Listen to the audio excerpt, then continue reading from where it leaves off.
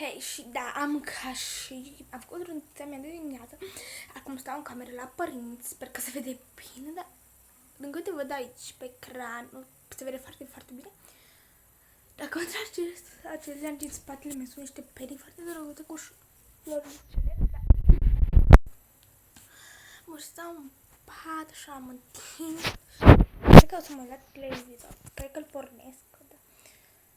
S-a văzut tabloul, da, dar nu vi-l arăt. Cred, s-a văzut un pic, dar nu vi-l arăt. Pentru că nu vreau să-l vedeți, da.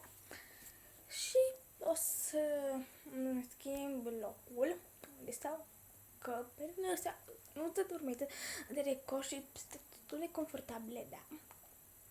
Sunt trebuie să găsesc telecomanda, să văd să... Și o să filmez altundeva, da. Opresc și, da. Să vă arăt și piciul care m-a dat eu. Este acesta. Super drăguț, da. Și s-a văzut, dar, na, uitați-l. De fapt, l-ați văzut atunci. Și mi-a schimbat locul, dar acum trebuie să pornesc televizor să mă uit. Și, da.